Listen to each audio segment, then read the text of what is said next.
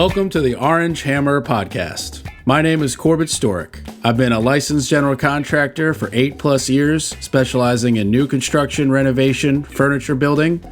I'm the son of an architect and an interior designer, and I've been surrounded in this industry since birth, watching all aspects from concept, design, build, punch list, and of course, all the problems that come up in between. In my time in Durham, North Carolina, I've noticed a significant gap in knowledge between homeowners who need work and the people who do the work. On this podcast, I hope to break down the process of homeownership from the perspective of both the homeowner and the contractor in an effort to help raise the knowledge of homeowners about their homes and the construction/renovation process. I hope you enjoy. If you're enjoying the Orange Hammer Podcast, or if you have a topic that you want covered, or have recently done a project, please contact the Orange Hammer Podcast. The Orange Hammer Podcast is on Instagram and Facebook. Please like and subscribe, share on whatever platform you're enjoying your podcast on. Also, check out our YouTube channel, The Orange Hammer.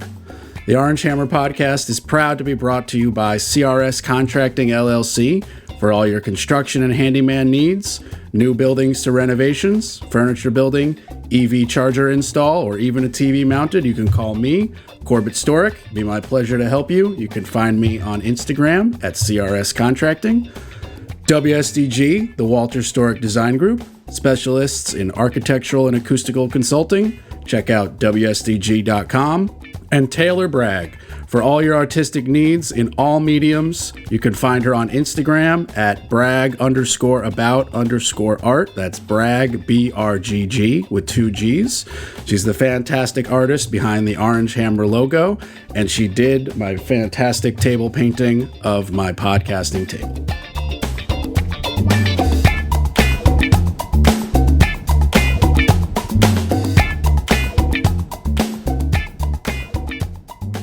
Welcome, everybody. Big day for me, episode number 50. Ooh, I got lucky number 50? Yeah, man. I didn't even tell you that beforehand. Yeah, I like it. With Scott, it's Walton, Yes. right? Okay. Yeah. Yeah, my calendar auto-corrected the spelling. It was right in the contact. Yeah. But then the calendar, and I was like, uh-oh, I got to double-check with this guy before I make the wrong file name. Yeah. I mean, you can call me anything. I'll be fine. We'll just stick with Scott then. Yeah, Okay, cool. Yeah. And you mentioned that you had your own podcast as well. Yeah, I mean, it was not great at all, but yeah. It wasn't great. Okay, it didn't last long? No. Okay. Yeah, I heard when I started this that most podcasts die before 7 episodes. Yeah, it was probably about that. Yeah. Yeah. Okay. And I think it mostly is lack of either interest and stuff to talk about, or people get very oh, I'm not going to be instantly famous and make money. I don't want to do this anymore. Yeah. So those combinations It was kind of that and lack of content. Content. Yeah, we can just keep saying the same thing over and over, and nobody's going to keep listening to it. Yeah, fair enough. So you mentioned it was a real estate focused, right? Yeah. Because you're a realtor. I'm a lender. A lender. Okay, Yeah. Gotcha. So we met at the, what do they call it? The Crafted Cooperative? Something like that. Something like that? Yeah. Yeah. So that was my first meeting. That was my first meeting, too. Oh, well, there you go. And here we are on podcast. Yeah, we talked for 3 seconds. You're like, come on my podcast. I was like, okay. I mean, literally, we were on the opposite ends of the table. Yeah. We were having completely separate conversations, and I needed to leave because it's a 40-minute drive. Yeah. And I was like, well, I'm not going to not throw my card. Correct. So, perfect. yeah. I was like, let's go. Yeah. I mean, this is a construction and homeownership focused podcast, but it can go anywhere and everywhere, and has. 3 episodes ago, I had a cartoonist who doesn't even own a home. Yeah. But lending is in this world. Correct. 100% vital. It's not something that is a priority. We're blessed with the studio dog, Willie Bear, in the house. It's not something that is sexy to talk about. Yes. Finishes are sexy. Cabinets are sexy. Yeah. What you're going to look at and live with every day. Correct. But one could argue, and especially somebody like you would probably argue, it's equally, if not more importantly, valid to, you got to start with what you can afford. Yeah. And that involves talking to a lender. Yeah. So are you more, actually, instead of which direction you're, I guess I'll just ask, what's your zone? Primarily residential? Yeah, only residential. Okay. I'm with Fairway, and Okay. it's strictly residential real estate. Okay, so when you say you're with Fairway, is there like a Mr. Fairway who owns a company and you're one of his minions? So Fairway, I think you had Kat on here. I was looking through your Yeah. list. Yeah, she's with Fairway as well. Oh, okay. Yeah. It's a nationwide company, and it's kind of unique in the space because each branch is independently owned and operated. So Kat's branch and my branch are separate, even though that we're under the umbrella of Fairway. So you're under the same umbrella, but competitors in a way. Yeah, but not, I mean, Fairway people are we work together. Like, So it's kind of like franchises. Like a McDonald's Yes, has an owner, correct. but it's owned, but it's a Correct. franchise. Yes, Okay, similar. gotcha. State Farm's kind of set up the same way, the insurance company. But Okay. yeah. I didn't know that at Yeah, all. yeah. But I don't like want to get into either the lending or the insurance business, but I love the idea of Correct. privately owned Correct. companies. I think that's more in line with It's more about how the branch P&Ls are set up. I guess you technically own like your branding and stuff like that, but Fairway is the umbrella. Like everything has to be approved by Fairway. Like there's all this stuff. okay. So you got to use like their logos and their fonts. And Correct. probably their business cards. Or Yeah, stuff like I'm that. rebranding my group or team or whatever, and it has to go through like their corporate to get approval for that. Okay. Yeah. Okay. Gotcha. Well, I mean, that makes sense if you're going to operate under their, Correct. brand. They want to make sure that, it's all at least uniform enough to make sense Correct. for the regular naked eye who doesn't know what Fairway looks like. And, I'm sure they have a moral sheet that you all have to follow in a company codes of conduct or whatever, if you're going to use their name. Correct. Yeah. So, because you get to walk around with a puffed chest and be like, we're kind of a small business, but we've got like the swing of a nationwide chain. So you get to bring both gloves to the fight, and that's nice. Yeah. No, it is nice. You have the backing of a big company. There's a lot of tools and technology that comes along with that, where somebody with a smaller company may not have all those options. Yeah, It's for nice. sure. Yeah. I mean, and it's all about, at the end of the day, you are similar to me that we're a dime a dozen. There's a lot of us. Correct. So what sets us apart is sometimes the difference maker. Like Yes. I use the same hammer that the other guy uses, but my knowledge on how to use it. Wait, you guys like pass it back and forth, or? Yeah, just one hammer. All general contractors share one hammer. All those at Home Depot, those are not for sale. Those are actually not even hammers. Yeah, they're water bottles. They're just disguised. But it's like all lenders use the same tools, but how you want to implement them and how you can personalize your service is the difference. Yeah, 100%. Yeah. So how does one like decide to use you over the 500,000 other lenders? Like why would somebody listening be like, Scott's the guy? Yeah. I mean, that's a very loaded question, but I guess the best way to put it is like how I do my business. I work as a referral based business. So, I'm not transactional, where I connect with realtors. I connect with my past, homeowners, and provide, information and items of value to where they are always thinking of me to refer their next friend or family, or in a realtor's case, their next buyer. Right. And when I do get them, I kind of separate myself by teaching them and showing them the ins and outs of the business. So even if they don't use me, they know, and I'm setting them up for success on their house. Even if they go with a competitor, they at least learn something from me. And that usually translates to more business, at least on my end, because I'm a very open book. I teach them start to finish what it looks like and what you should be looking out for. Yeah, I try to do similar with customers, because a lot of homeowners just have, it was the birth of this podcast where just like homeowners have no idea how their homes are built. Correct. And so like I'll get called out, this recent is a great example. She's single lady, just bought this house, but it's an old house. Yeah. And she's running a humidifier in a basement, emptying it daily.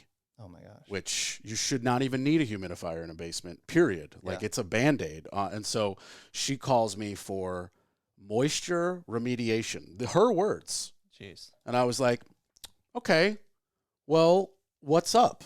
And she tells me what I just told you. And I'm like, okay, my gut tells me that's not what was going on. Yeah. So I go and I look at the project and I'm all over this basement and like, it's not that bad in there. And Is it's it like a basement, like a livable basement? So, no. Like it's not conditioned. Okay. But it has like a real height, cinder block wall, cement floor. Okay. A floor drain. The washer and dryer are down there. And there's like 3 windows. From the outside, those windows are only like a foot above grade. Okay. Makes sense. Okay. Yeah. So it's a North Carolina basement. Yeah. And so I'm like, there's no remediation. You don't have mold on your cement. Yeah. Like you're good. Unfortunately, very unfortunately, because there's like a deck in the way and a cement pad in the way, that it's all we're going to have to be removed. I was like, we got to dig around your house and build you a foundation drain. Your house is pre-foundation drains because of the age of it. Jace. And your humidifier is just dealing with the moisture getting in. So the solution is stop the moisture getting in. We got to dig the whole length of the basement wall, which is like 6.5 feet deep to get to the footer, to put a waterproof nippled membrane, backfill with gravel, drained pipe, to a grinder pump that brings it up to a height that then goes to a pipe buried to the street, to the gully. Like it's like a $16,000 project. Yeah. It's nuts. And I'm just like explaining all this to her as open and as much as I can. You know, it's overwhelming. Yeah.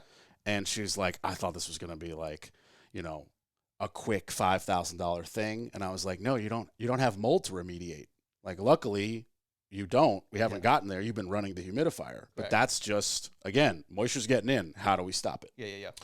And so it's like, I'm showing her these drawings. We're talking about, I'm showing her what a grinder pump is. I'm like, this is the way. Yeah. But it is, I'm like warning her. I'm like, we got to pull up deck boards. We've got to saw cut cement.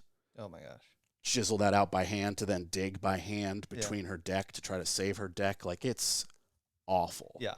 And she's like, she was very like appreciative of me walking her through it, and was like, awesome. I'm going to try to get this, like, at least some through my insurance company. Yeah. I was like, that's a great idea. I don't even know how that works, but I hope you get a $20,000 check.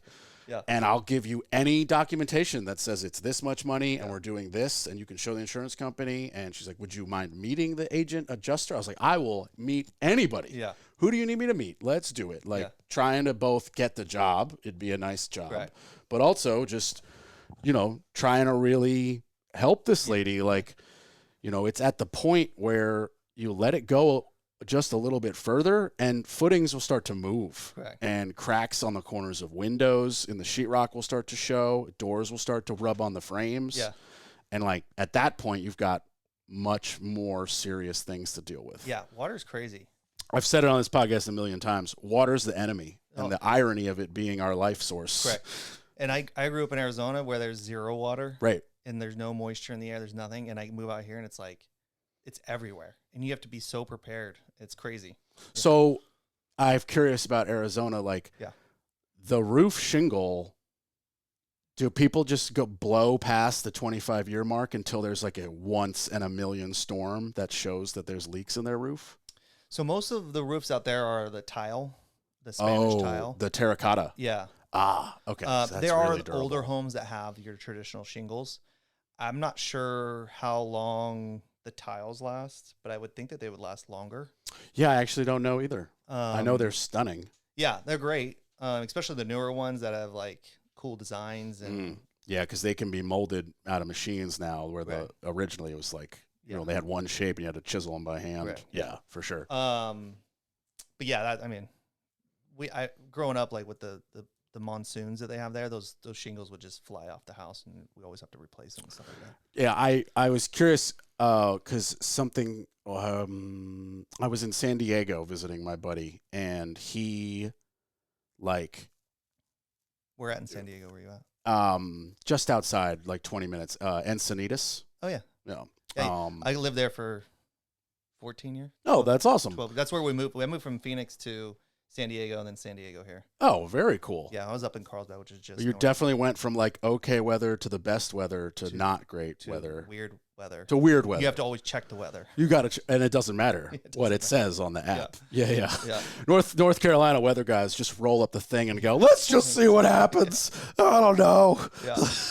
Like, it's crazy. It could rain. I don't know. There might be a hurricane, or it just will be nice. Yeah. We have no idea. Yeah. And then like you mentioned snow, and people just freak out. Yeah.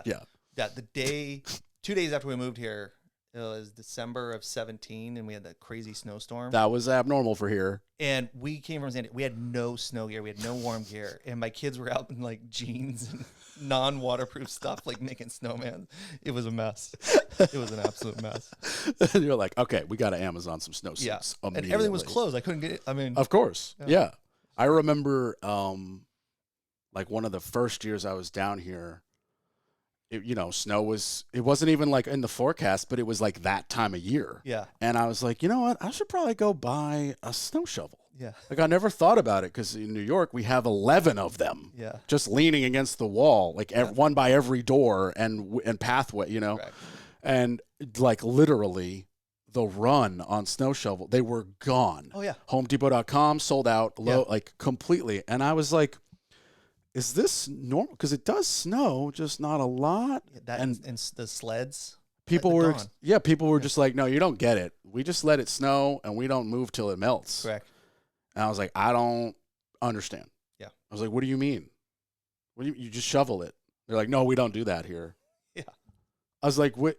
But work and like they're like, no, the post office closes. I was like, the post office? They're like, everything. We shut it down. Yeah. Schools. I was like, I had to go to school with 4 inches of snow on the ground, at most like 2 hour delay or whatever. Yeah. We'd listen to the radio. Correct. First thing in the morning, Yeah, the whole city shuts down. It's the craziest thing. It's very interesting. Yeah. As a non-native, yeah, that's one of the things that still I'm not even from the snow areas, but it seems weird to me. I'm from upstate New York, so it's like very strange to me. Yeah.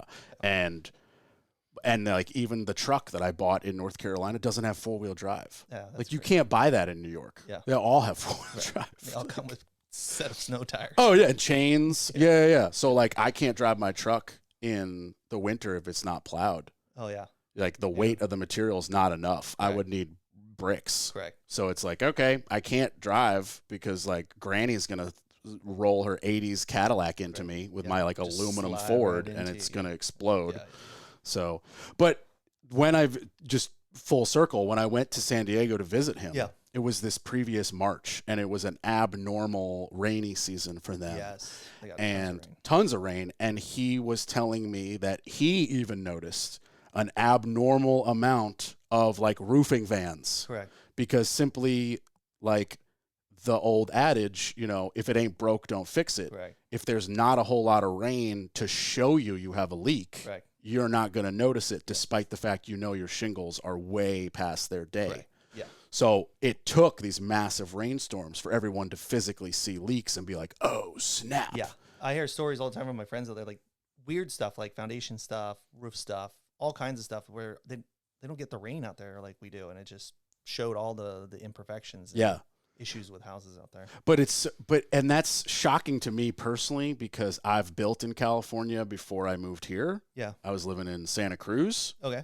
And like the code foundation requirements are nuts because of the earthquakes. Correct. So the fact that they're so crazy about that, but then the stuff that slips through the cracks, no pun intended, of the waterproofing, that's just like not a thing. Yeah.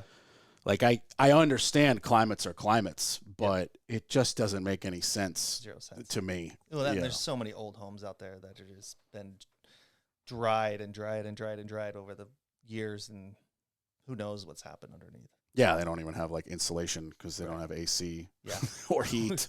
We lived in a house there. It was built early 1900s, and it had a wall heater, and you had to turn it on turning the thermometer on. And it was a gas one, so when it would turn on, flames would shoot out the wall. And we had a little baby. We're like, we can't live here anymore. That seems safe. Yeah. Yeah, it was crazy. Wow. Yeah. I don't know if I've ever seen what you're talking about. I'm gonna have to Google that after. Yeah, this. it was in a hallway, and then our dining room in the house. And you just that's where the heater was for the whole house. It was a small Oh, it house. wasn't on an exterior wall. No, it was an interior wall. Oh, okay, just like spewing from both sides, kind of. Correct. Oh, okay, centralized. Yeah. That was their move. Okay. Yeah. Wow. Yeah. Okay, it was always interesting. Have a couple drinks and you turn it on. You're like, wow, that's cool. We don't need a fireplace. Just look in this crack. Yeah. Look in the crack of the heater. There's fire. Yeah. Oh, wow. Okay. Yeah. Wow. That's very interesting. Yeah. And you said it was propane or natural gas? I guess it doesn't matter. Assume it was natural gas, but I don't know. Interesting. Yeah, that's above my pay grade. Okay, so what brought on the move from Arizona to San Diego? My wife's job at the time. Okay. And then what brought San Diego to here? California. We had to get out of California. Oh, just had to get out. Yeah, okay. had to get out. Yeah. When was that? That was 2017. 17. So we're well before COVID, but it's just pricing, I'm assuming. Correct. Yeah, we wanted to invest in a lot of real estate, and it's just impossible to break in there. Even though we owned a home there, it was just we couldn't buy anything. Yeah, unless you're like a Saudi prince from Correct. Another country. I mean, I don't. Yeah, and we wanted to change a gear. We had young kids. We wanted a slower pace. Just like affordability, all that kind of stuff. And what part of the triangle did you settle on? We're up in Wake Forest. Okay, yeah. Yeah, I didn't know a whole lot about Wake Forest, and then in the last like 2 months, I've been going to a lot of networking events that a lot of people from Wake Forest are going to. Yeah. And then all of a sudden, they're like, hey, great to meet you. Want to get a coffee? Come to this coffee shop in Wake Forest. And I'm like, I have no excuse to not go, so let's do it. Yeah. Yeah. And Wake Forest is cute. Yeah, we like it. I mean, we don't know anything different. I mean, there's some areas that I probably would have looked at more if I knew them, but yeah, we like it up there. Yeah. It's great. Obviously, being here, I'm a big Durham fan. Yeah. But I don't really have issues with the triangle, just period. It's all great. Yeah. It's got something for everybody. Right. I know I feel like I'm like there's really not sponsored by the triangle, but like it just really does have everything, and you don't get the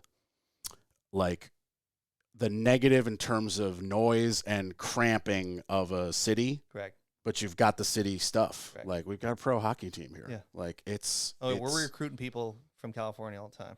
It's not a hard recruit. No. Once they come out here, they're like, wait, what? Yeah. Like my friend Ernie, who I went to hang out with in San Diego, he, like, if it wasn't for the humidity, he would have been here years ago. Yeah.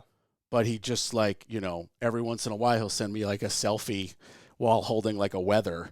Yeah. And it's like 8 straight days of 76 and sunny with no humidity. And I'm like, okay, I get it. Yeah. Like it's really nice, but also like my mortgage is 1/8 of your rent. Yeah. Like my taxes are way lower. Right. Yeah. I was like, I still think I'm winning. My house has air conditioning along with every establishment in this state. Correct. Like there's no brewery, name it. They've got industrial AC. They just figured it out. Yeah.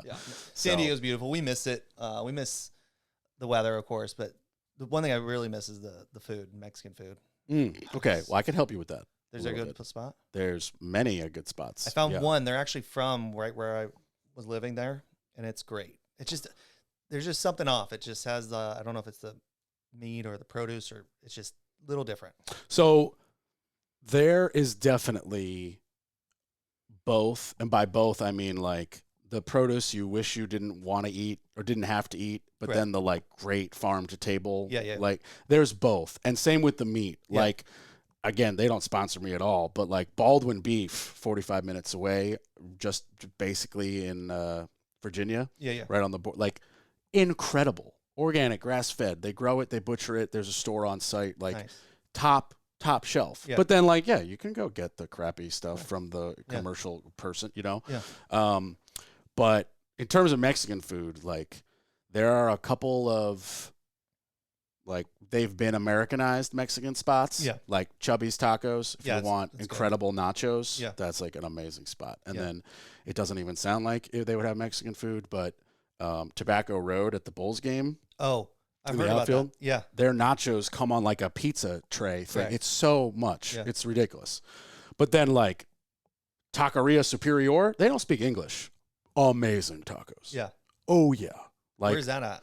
Roxborough Road in Durham. Okay, I'll have to check that out. And it's literally called like Taco Superior with like an ugly sign. Nice. And weird parking. That's catty corner from like Superior Grocery, and it's like a grocery store. Those are the ones that you got to go to those. Yeah. And like I remember when it was like $1 a taco and the menu was a chalkboard. Now it's like $2 a taco and there's TVs. Yeah, because they've gotten some money. right. But still quality, and they have like the 20 jars of horchata. Oh yeah, like it's pretty authentic. Yeah. And then also the trucks.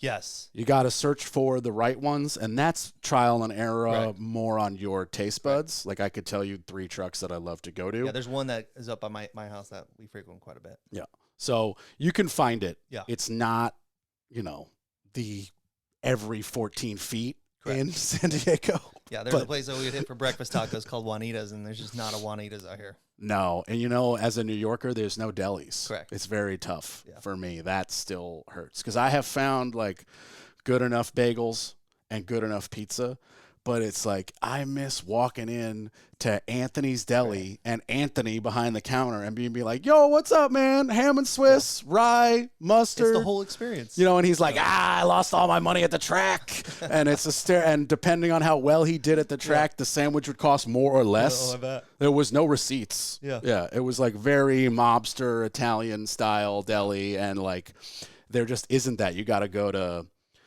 Jersey Mike's, which I'm not even trying to shit on Jersey Mike's. Oh, I'm a big fan of Jersey Mike's. Yeah, or Jimmy John's, all of them. Like, whichever one's your thing, like they're great and we need them. But there's something different about like, even Jason's Deli, that chain that's basically Jersey Mike's. Like there's something about like the one-off. He's been there for 40 years. He slices the meat himself, like cash only. Yeah. And like the whole routine, like when to show up, when not to show up. Yeah, and like there's 6 old Italian dudes who are always sitting at a table that you didn't really know was there, and they're reading the paper, and what you don't know is they actually run the town. Like he's in charge of transportation, and he's like the revenue dude, and he like runs the Mid-Hudson Bridge Authority, and you're like, don't piss off those 3 old dudes drinking coffee. They actually, and the 4th guy's the chief of police. It's like, when did you move down here? In the 10-ish year slot. So I think it might be 11 years now. Oh, nice. Yeah, I bought this house like 9 or 10 years ago. Okay. I lasted like 6 months in an apartment before I found this place. Yeah, my life just got like flipped over because my girlfriend and I moved here thinking we were going to like get married. And like 5 months in, we're like, that's not going to work, and broke up. And I was like, I'm going to buy a house, get out of this apartment. Like this is, but it's really my brother who led the charge. He's 4 years older than me. He was down here already? Yeah, he moved here with his now wife, my sister-in-law, Emma. She was actually on the podcast, which was really fun. And they were just like fresh here, only a year in probably. And her younger brother and I drove from New York, picked him up in Philly, and then drove down here. Nice. And we spent a July 4th week chilling. My brother couldn't find a job because it was 2009. And she was in accelerated Duke nursing school after graduating from Penn State. Yeah. And she then had a very successful nursing career and now is full-time mom to 3 kids. So she still works full-time. Yeah. And so it was Ian and I, her younger brother, who drove down, and Ian, different path in terms of where he moved. But I fell in love with Durham just immediately. And the funny thing is, for nothing special, they took me to Dickey's Barbecue, which is a chain, not even fancy. Yeah. And then, Bulls Stadium. I'm used to Yankee Stadium. Yeah. And it was Team USA versus, Guatemala, and Team USA won by the mercy rule on 4th of July. Fireworks, free, part of the show afterward, I love that stadium. It's so fun. Yeah. Yeah.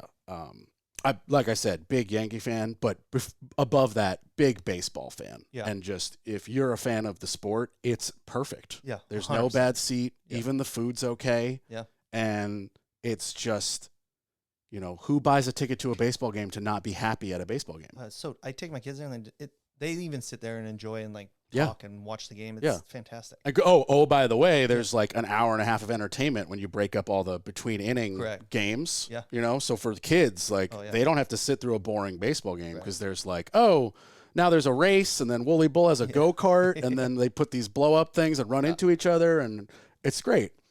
And so, like, I just got shown the very, like, not abnormal stuff in Durham, and I was like, this is just regular? Everything, we drove like 10 minutes and we're here, and the parking's easy, and there's no traffic, and, like, it's not that expensive. And they're like, yeah, dude. And I was like, okay. Well, I've committed my life to go to California after I graduate college, but I'm going to spend no more than 5 years out there, and I'm coming here. Yeah. And that was 2 years. It lasted 2 years in California before I was like, what am I doing here? Yeah. Like, I live in a surf town, and I don't surf. Correct. It's true. Yeah. I don't have the balance.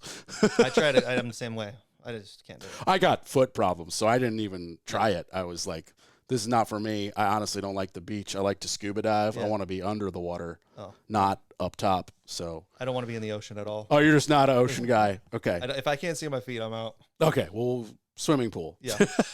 Some lakes. Yeah. Some lakes.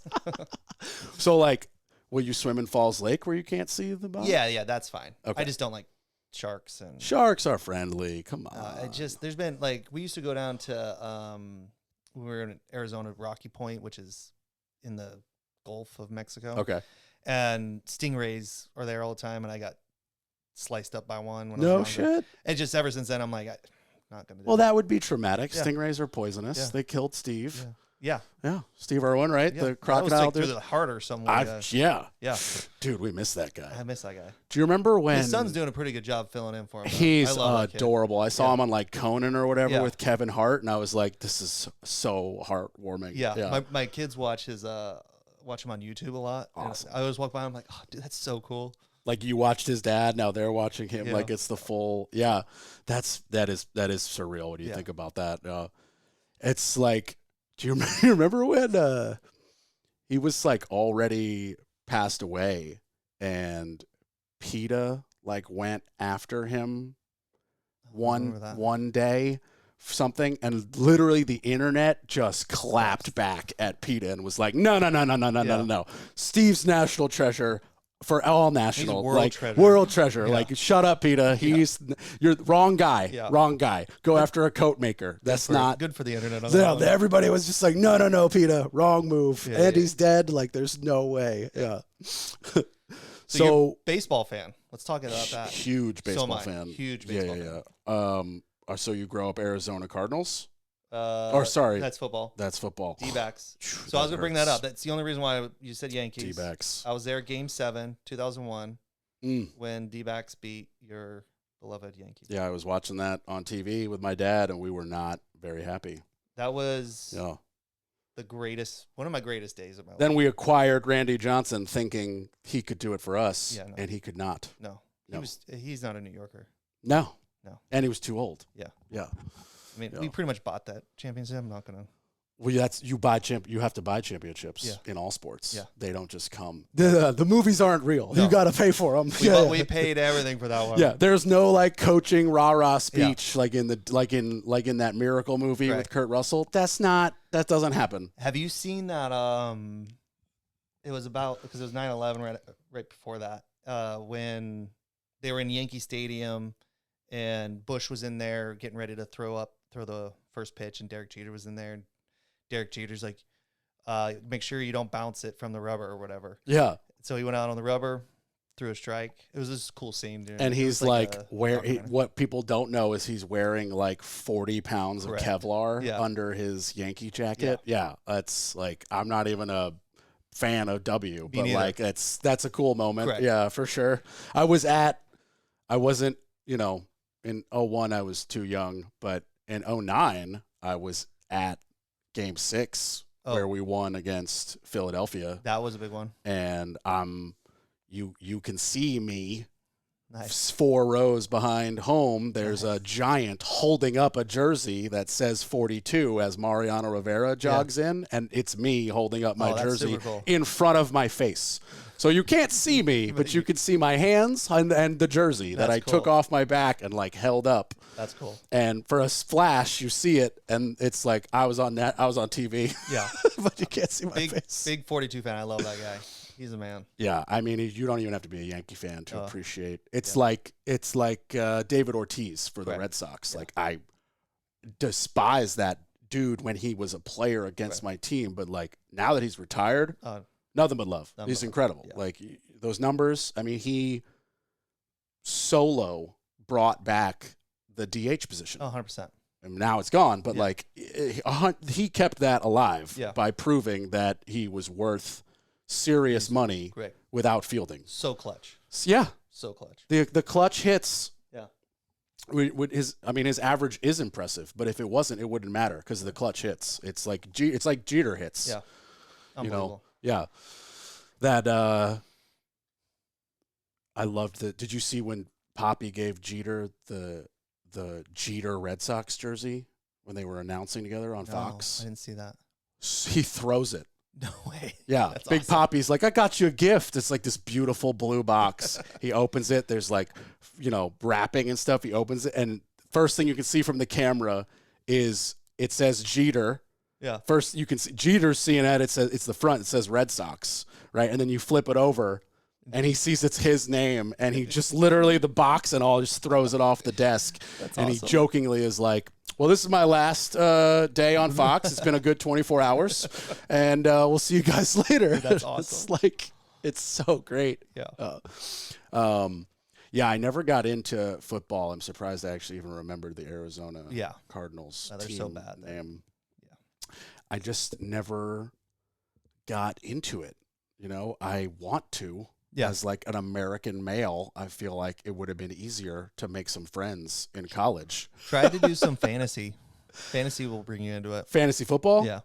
Man, I don't know. And I don't think I even know enough. There's enough podcasts and information. You can just be pretty quick. Fair enough. Yeah. No, but I mean, down here, it's all college pretty much. Yes. I mean, you have the Panthers or whatever, but where I'm from in New York, that's not a thing. College? Yeah, at all. Me neither.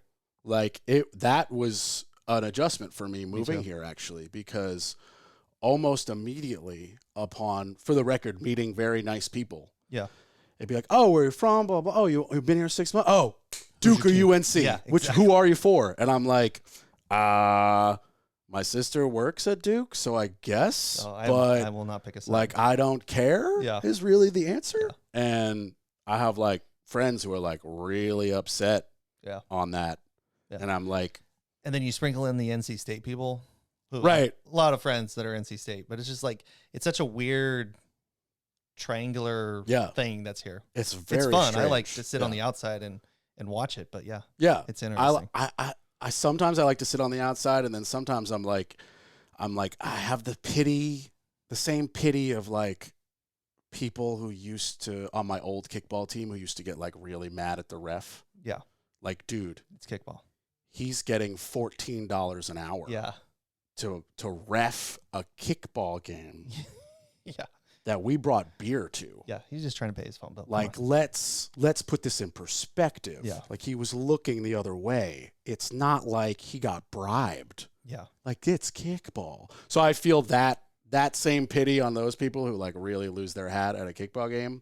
It's the same pity I have at like people who get really upset at me when I'm like, yeah, I think Duke is better shade of blue. Yeah, yeah. Like that's a conversation I've had. I'm like, well, the Duke blue looks better. I'm closer to Duke. I mean, yeah. Literally, I live in Durham. Yeah. Like, yeah.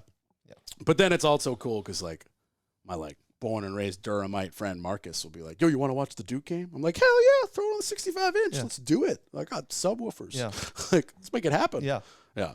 But then the hilariousness of like, a buddy of mine from high school has now moved down here, and we like reconnected after not talking for like a lot of years. And he's like a diehard Mets fan. Yeah. And I'm a diehard Yankee fan. And there's like no animosity at all. We're like, hey, you want to watch New York sports? Yeah. Yeah. Yeah. That whole New York baseball thing is a weird dynamic because you have the Yankees and the Mets, who they're trying. They're always trying. They are always trying. New York has a shockingly large amount of sports that some people don't even realize. Crazy. Yeah, I mean, and sometimes I even include the New Jersey Devils in that, even though it's technically totally a whole nother state. Right. But it's like it's 30 minutes away. Yeah, it's like you got, Giants and Jets, Yankees and also Mets. Play in New Jersey. Yeah, also play in New Jersey. Yeah. But then everybody forgets that Buffalo is part of us. Correct. So you've got Sabres and Bills up there, And then I don't even know how many soccer teams there are now. Yeah, there's tons. And then I forgot about basketball completely. So you got Brooklyn Nets they're the Brooklyn Nets? Yeah, Brooklyn Nets. Yeah, and then still the New York Knicks, which talk about always trying. Yeah, they're train wreck. Yeah. And then isn't there a third team? Nope. No. Okay. There was the New Jersey Nets. No, but they became Brooklyn Nets. They became the Brooklyn. Yeah. Okay. But yeah, I think that's it. It's still a lot of sports. Tons of sports. It's a lot of teams to keep track of. Yeah. And if you're a Ranger fan like me, it's just disappointment every year. Yeah. You just have to hope. Every year you're like, oh, they look so good. Yeah. Nice young guys. Yeah. Talent. And then you make the playoffs pretty much every year. And then it's like, well, the GM brought the veteran player we all wanted him to bring, and he did nothing. So that was cool. At least you don't have the Coyotes, though. I mean, I guess. Like, I don't even know what's like. They don't even have a stadium to play in right now. Wait, is that true? Yeah. Where do they play? They're playing at ASU's. What? Arena. Yeah, whatever it's called. Did they wait? But what? Why? They have a legit stadium in Glendale right next to the football stadium, but they're not playing there for some. They're beefing over the lease, or I don't know what it is. But yeah, I just heard that like a couple months ago. Because it's probably like a city-owned stadium, and there's snap. So they're playing at the college basketball / hockey arena thing, which is a mess. And they're just been a mess since they've started. So the only people I feel bad for are the regular humans who don't have their concession stand job.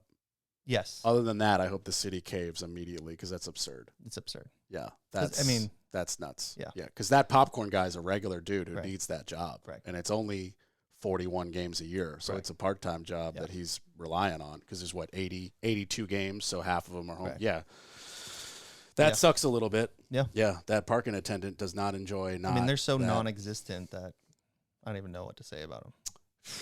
But yeah, no, man. Okay, well, moving from sports back to homeownership and construction here. Yeah. All those moves, have you been renting or buying homes? So buying. Okay. So we bought out here, Wake Forest. We also bought, we have 14 rental properties here. In the Triangle? Yeah. Most of them are up in Wake Forest. We have a couple North Raleigh, one down in Pinehurst. But they're all, I call them midterm. My wife hates that term, but they're all furnished rentals. So they're furnished. Yeah. Okay, so that's something we've never done. We have 10 single-family homes that we rent out. We actually just signed a lease this morning. Yeah.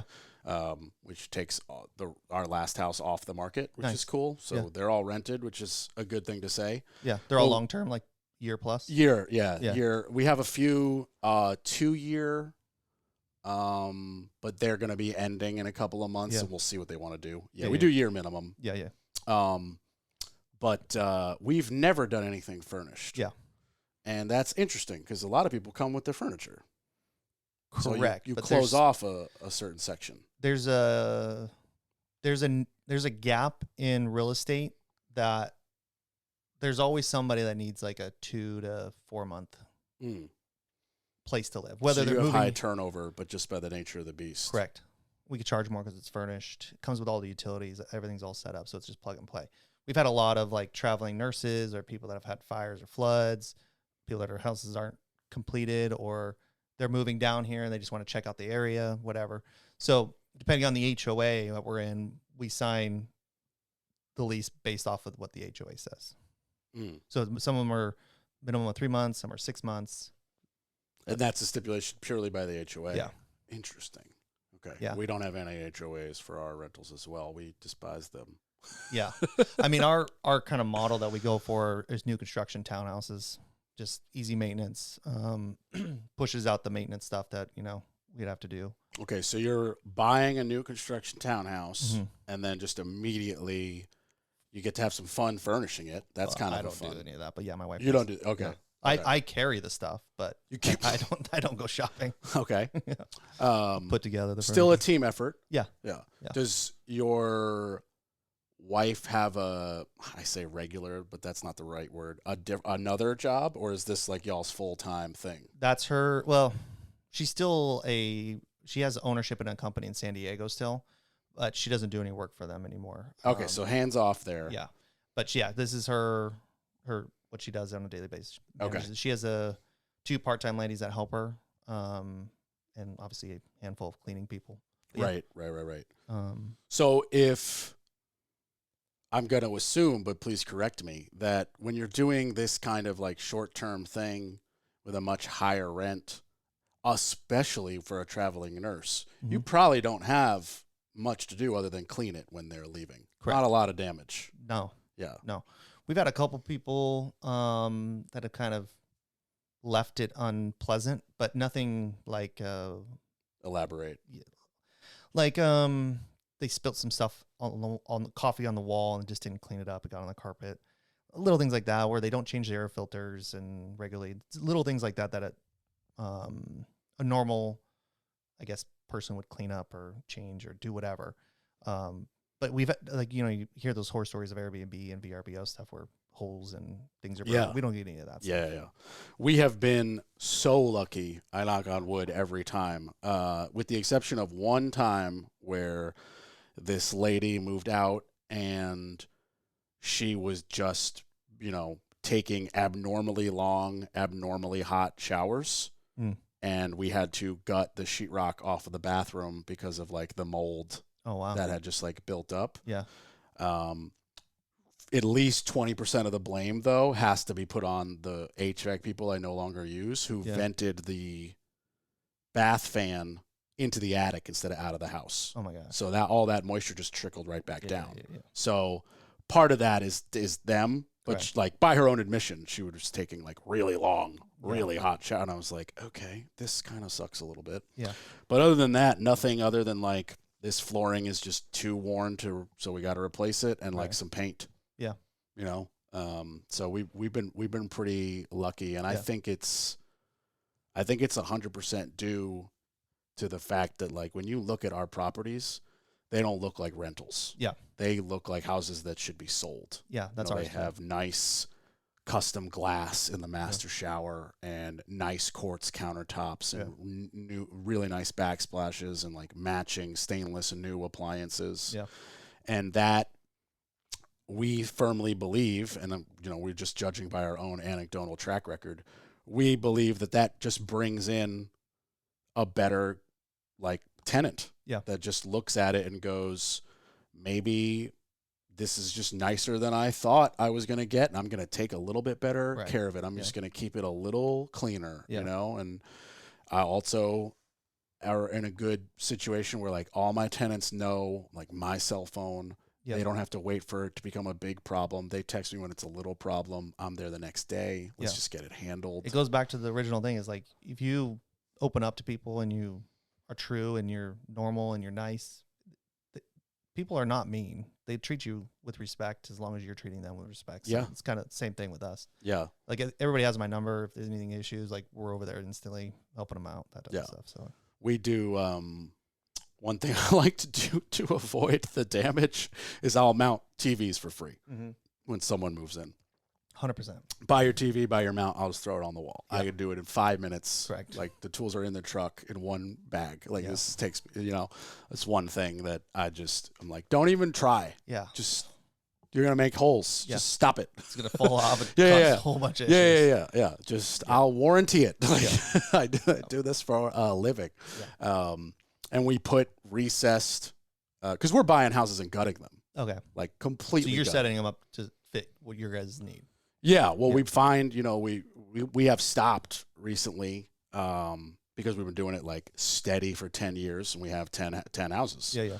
But, when we first started, the houses were 20 grand, 50 grand, 60 grand. Now you can't find it. It doesn't exist. Yeah. But we were buying, that $20,000 to $70,000 property and just taking it right to the studs, right down. you know, it would be on the market for a really long time because of a known foundation issue, we would not care. Yeah. We'd buy it without an inspection. We got a foundation guy. Like, we'll just fix it. We know when you're prepared for that, when it's not it's annoying when it's a surprise. Correct. You rip open the house and you're like, oh no. Yeah. We're going to rip it open. It's going to be awful. And if it's not awful, that's just a plus. But we're expecting it to just be the worst. Yeah. You know, we're renting 3-4 dumpsters on demo day. Correct. Just rip it out. Yeah. Floors, everything. Yeah. So, you know, then we get to really have the fun of, like, you know, my dad, he's a master architect. That's what he is, you know, since he was 21 years old. He's 78. And my mom's an interior designer. They've been running their own company for 50 years now plus. And this is child's play for them because they do this for multi-million-dollar recording studios for everybody we listen to on the radio. And so, like, designing a 1,500 square foot house is not, you know, so especially when the footprint doesn't change. Correct. So we'll be like, okay, here's the footprint. And yes, we can take out anything load bearing. We'll put up a beam. We'll figure it out. So just do your magic. Make this amazing.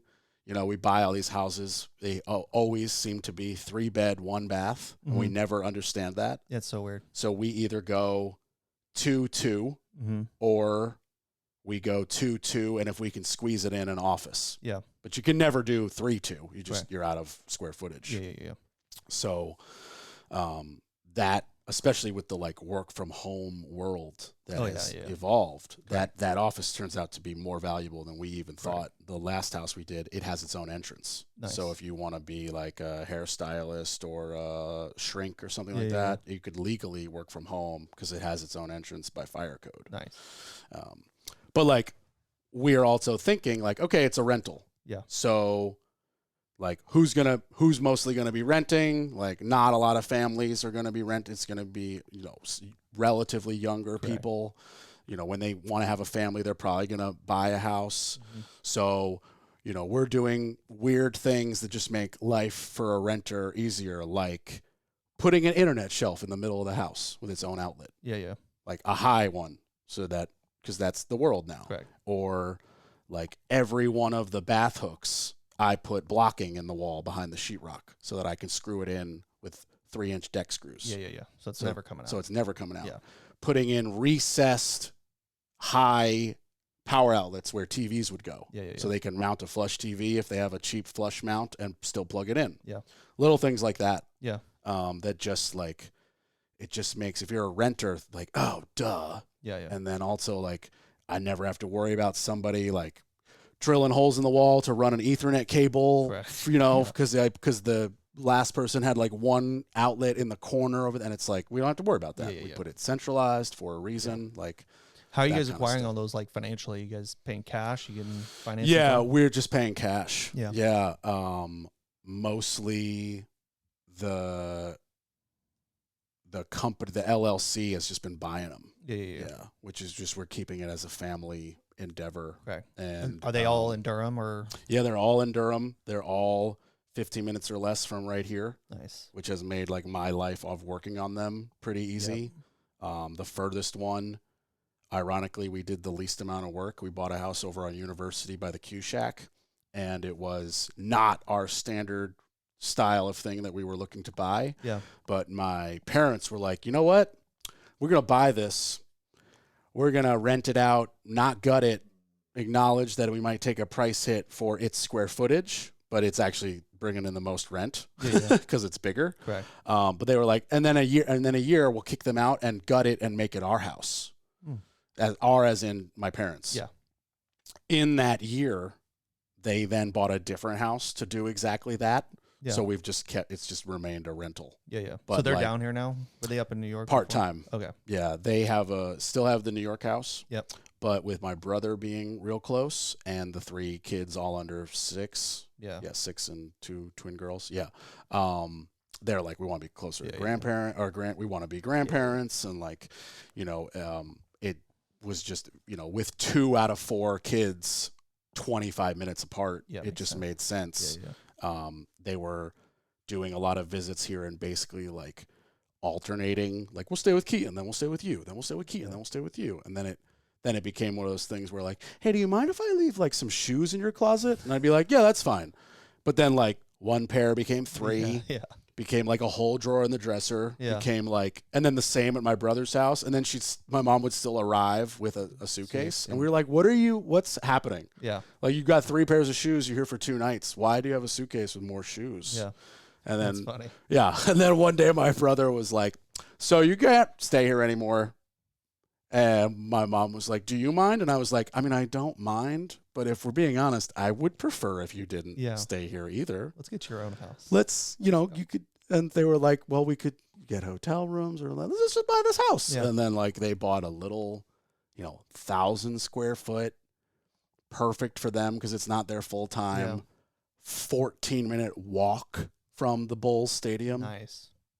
It's like flawless for them. Yeah. And then caddy corner across the street, diagonal, this house came up for sale. And they were like, that one, let's do that. It's got enough land. We'll build a guest house behind it. My mom needs an art studio. She's a painter.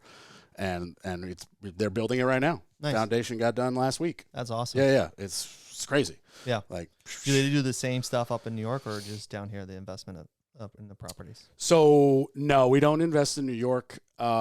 We have 2 rental properties, but they were bought long before we started doing this, mostly just out of geography and ease. It's like my parents have a house, and then like his company has an office that is the house next door that they rent from us. And then the house next to that we bought and we rent out to just some family. But we're not like looking or acquiring or working up there. I'm not licensed up there. And that's all in Buffalo, right?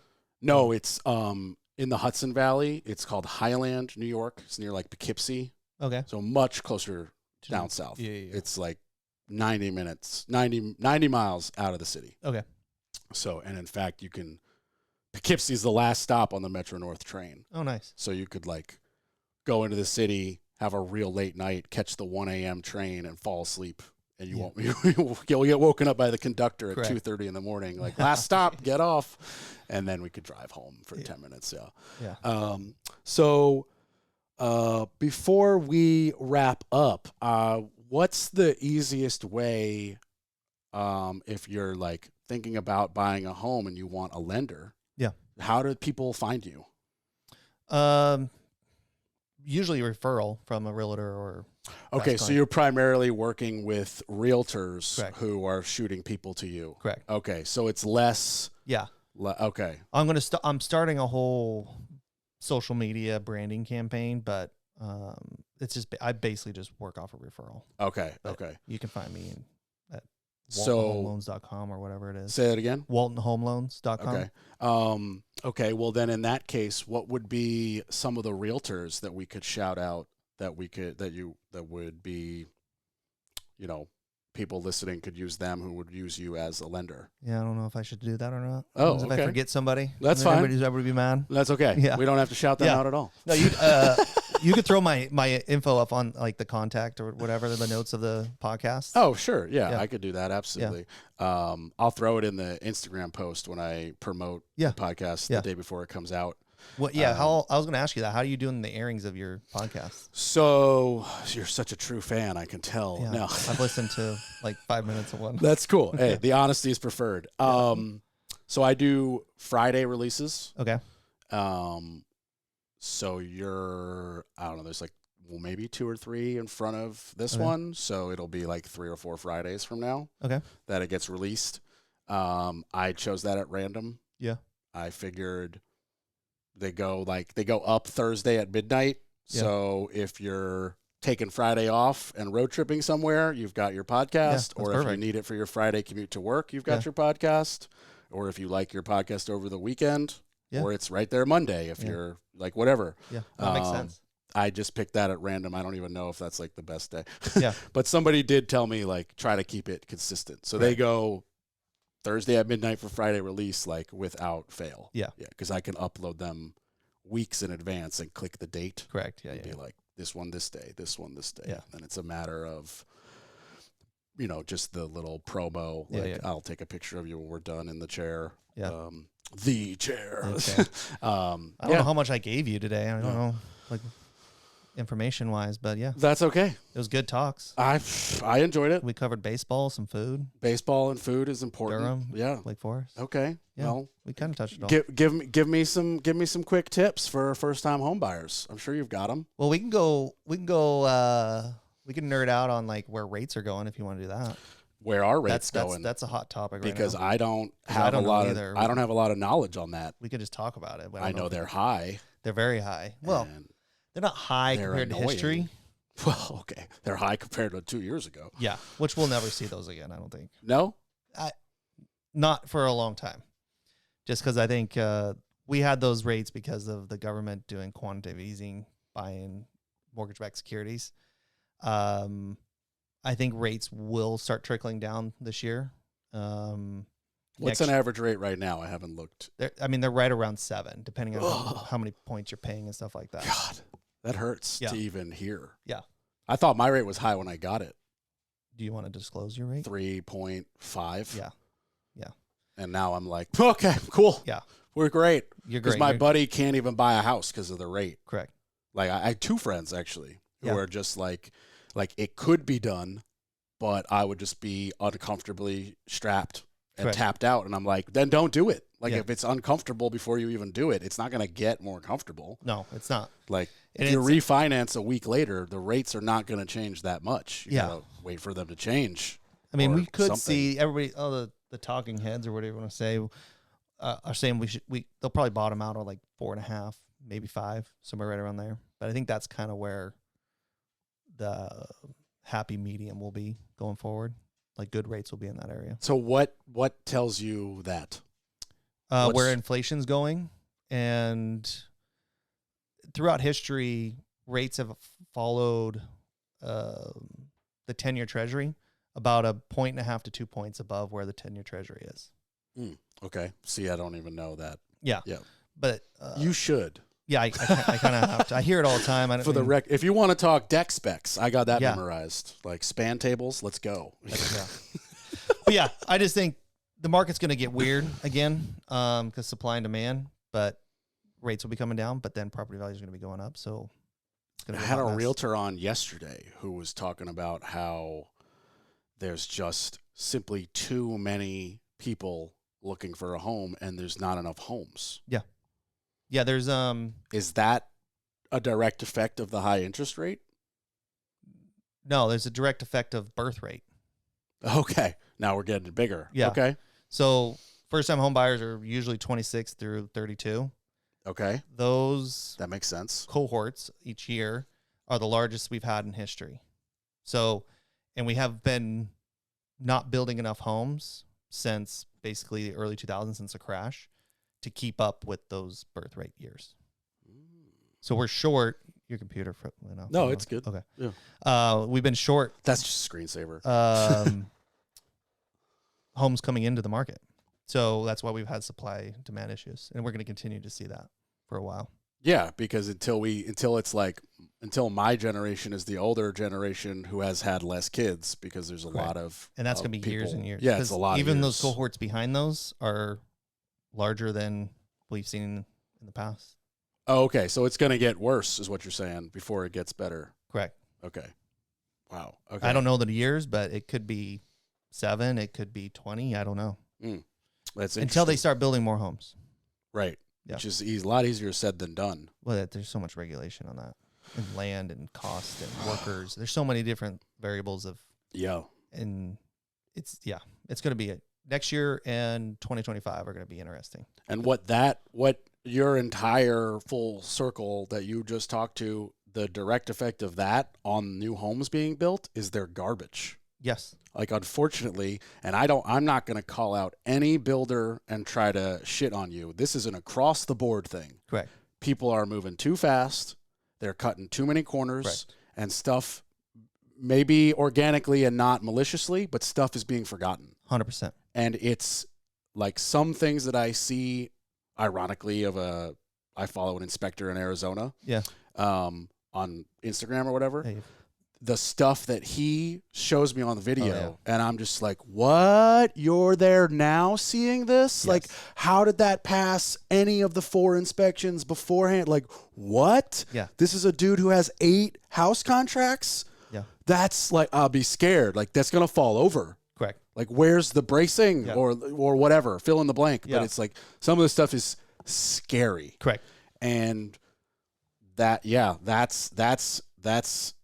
you know, people are trying to play catch up, and they're never going to catch up. They're never going to catch up. And it's just weird because like builders can't make money anymore building your normal single family home. It has to be either a townhouse or a mini mansion. Yeah, that's why we rent ours out. Yeah, honestly. Yeah, it started because we were buying them so cheap because of, well, the market was in effect for sure, but it was also the neighborhoods we were choosing to buy. Yeah. You know, we're not afraid of a bad neighborhood. Correct. We're, you know, my parents are New Yorkers. Yeah. New York City New Yorkers. There's really not a bad neighborhood.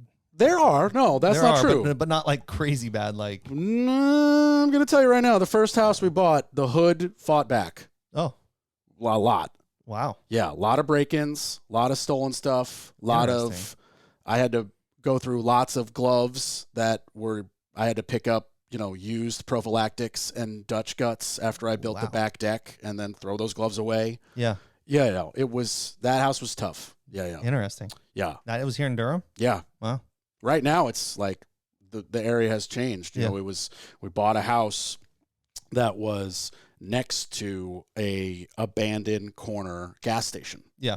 And so that was just the hood gathering spot. Wow. You know, I'm not here to judge anyone's life choices, but there were at least 3 ladies of the night at one time, and at least 2 addicted to crack rock people and the guy selling the crack rock, because I eventually we eventually spoke a bunch of times because I would call the police all the time. There'd be like a break-in or people on my porch or whatever, and I'd show up to do some work, and I'd like pull up in my truck and then not get out of the truck and grab my handgun, and they'd disperse. Yeah. And then I'd call the police, and they'd walk right across the street to the bus stop. Yeah. And I'd be like, hey, hello, officer, those 7 dudes, can you like write them? And they're like, do you have proof? Yeah.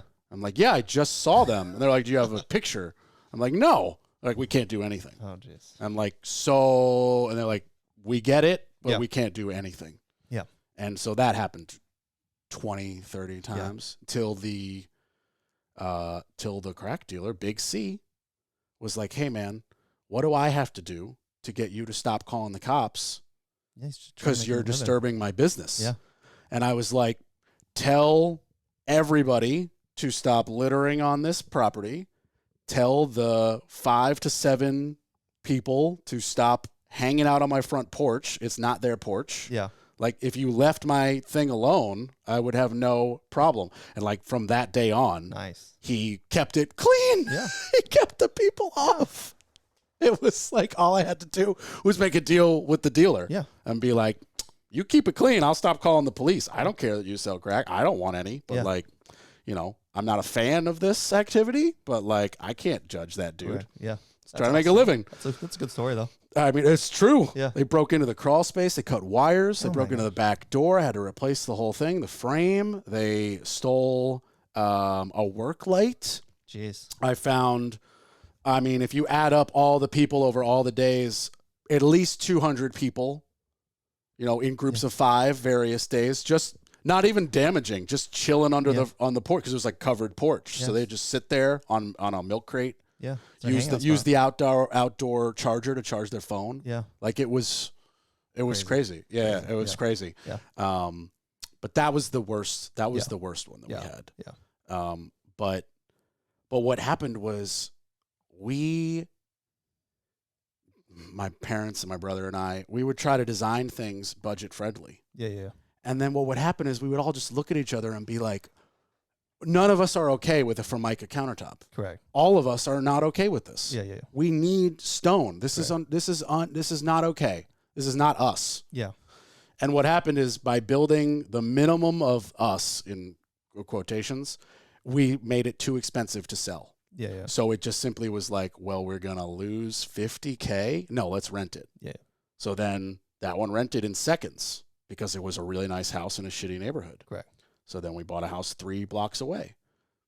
10 houses later, here we are. Yeah. And, we don't make any money because it all buys the next house. Correct, yeah. But we own 10 houses outright in cash that nice. have been completely renovated, could be sold tomorrow for top dollar. Yeah. And, oh, by the way, the neighborhoods have turned. Yeah.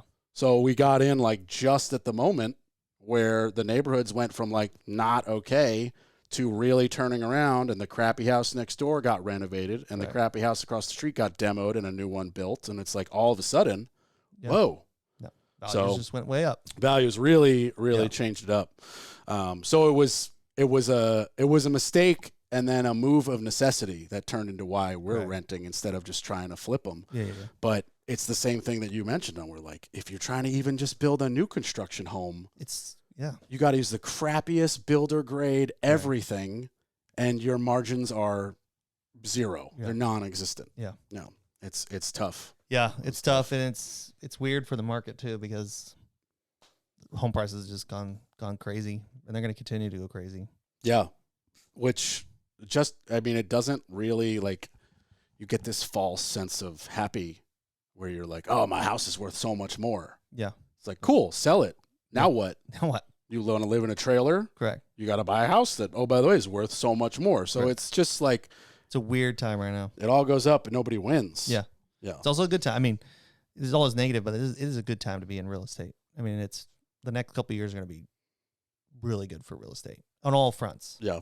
Like what you do, the homeowner, home buyers, home sellers, it's going to be really good. Yeah. I'm seeing a lot more, like lately, more calls for people who might have been the person that was gonna buy a home. Instead, they're like, well, let's just put some money into our home. Yeah, let's do something. I'm already seeing that with cash out refinances. People are doing so much just to stay where they're at because they don't want to move. Yeah, they don't want to get rid of their rate necessarily.